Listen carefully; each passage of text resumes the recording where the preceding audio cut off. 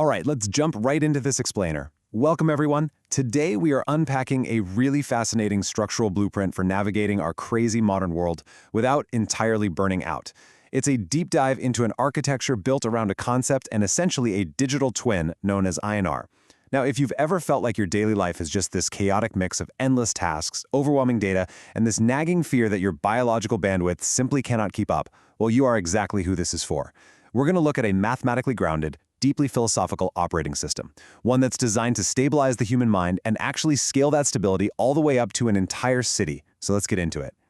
Here's our roadmap for today's journey. 1. The post-AI human. 2. The master formula. 3. The 6 pillars. 4. Fractal architecture. And 5. Sovereignty, not control. Okay, part 1. The post-AI human. AI as the floor, not the ceiling. Right now, society is facing a massive crisis of purpose. Millions of people are stuck in this relentless rat race of endless productivity, right? Completely terrified that artificial intelligence is just going to swoop in and replace their jobs. The traditional system basically forces us to hold on to this incredibly heavy imaginary wallet of status, debt, and just generic output. But under a framework called the life gamification theory, AI is absolutely not the ceiling of our potential, it's actually the floor. Think of AI as the invisible infrastructure, like a digital butler, if you will, that handles all the generic baseline work. And what does that do? It liberates the human to provide the non-computable magic. We are talking about intuition, creative leaps, visceral purpose, and pure flow. The future isn't about how much you can produce anymore. It's about how well you can synthesize information and enter a state of deep creative flow. Moving on to part 2, the master formula, the equation of evolution. So, to systematically achieve that elusive state of synthesis, we have to look to a mathematical operating system. This was actually born out of a very real, intensely personal crisis back in 2014, designed specifically to prevent the human mind from collapsing under the weight of its own chaos. And here's the core blueprint of the entire Einar system: z equals z squared plus t cubed. I know, it looks like something straight out of a physics textbook, but it's actually the equation of evolution for human consciousness.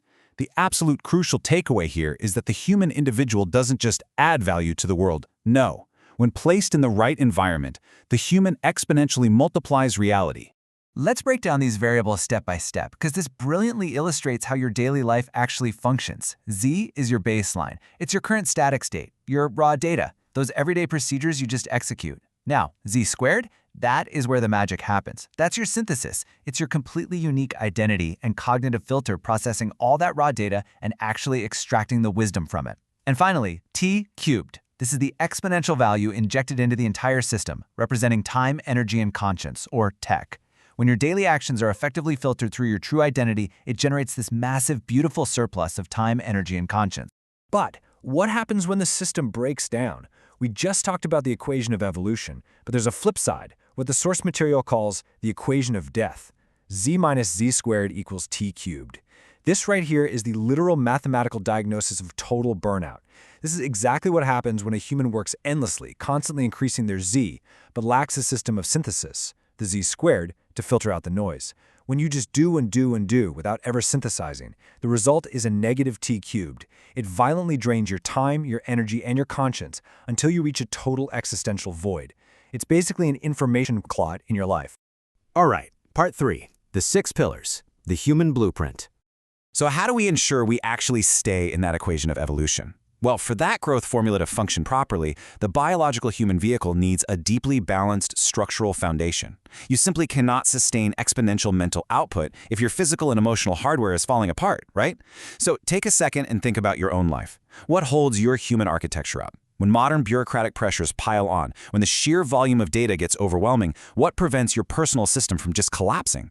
The sources we are analyzing suggest that human stability isn't random at all. It requires highly specific structural support.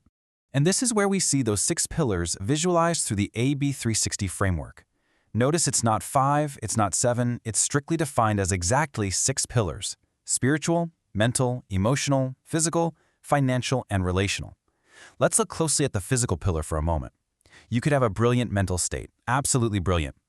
But to sustain the high-frequency energy of the other 5 pillars, to maintain that absolute mania of creativity without crashing, you need a physical body operating at a 9 out of 10. Think of the archetype of, say, Belinda kite surfing. just out there harnessing the wind. That exact level of peak physical vitality and energy. The biology is the first fractal. It prepares the temple for everything else.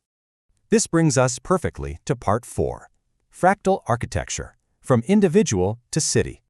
Once you really grasp those 6 pillars, you start to see the geometry of how human networks scale. It's the concept of Einar fractal architecture, a structural self-similarity, a sort of zoom-out approach.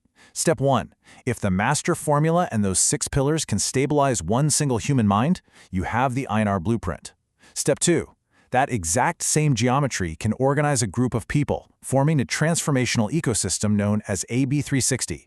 And Step 3. If a group can operate in flow, you can scale that exact same mathematical blueprint to organize an entire utopian society, a civilizational experiment called Mayan City. It's wild to think about, but the rules that govern the single cell literally govern the entire organism. And just to prove that this isn't merely some abstract philosophical theory, consider the number 1,646. That is the exact number of hectares of the physical Mayan city. It is a real, tangible, minimum viable product of human certainty. It utilizes blockchain tokenization, real-time IoT monitoring, and incredible architectural design to physically sustain the psychological flow state of its inhabitants. They are literally taking this mathematical blueprint and building streets, homes, and living ecosystems right on top of it. Finally, part 5, sovereignty, not control, the endgame. Okay, so we've mapped out digital twins, these incredibly complex formulas, and literally fractal cities. But we have to step back and ask, what is the true purpose of mapping out all this complexity? Why build this massive architecture in the first place? Well, it all comes down to this core belief. We do not build systems to control people. We build systems so that people can, finally, control themselves. This is the philosophical climax of the Einar architecture. All of it, the intricate algorithms, the AI agents, the rigorous tracking of the 6 pillars, it's all designed to eliminate the friction of distrust. It liberates human capital.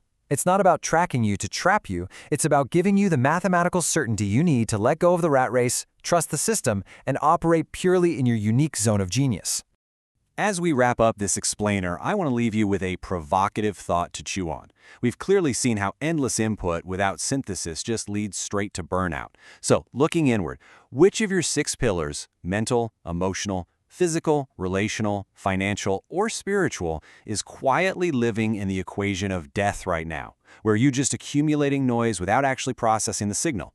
And more importantly, what will you synthesize today to anticoagulate your life and set yourself free?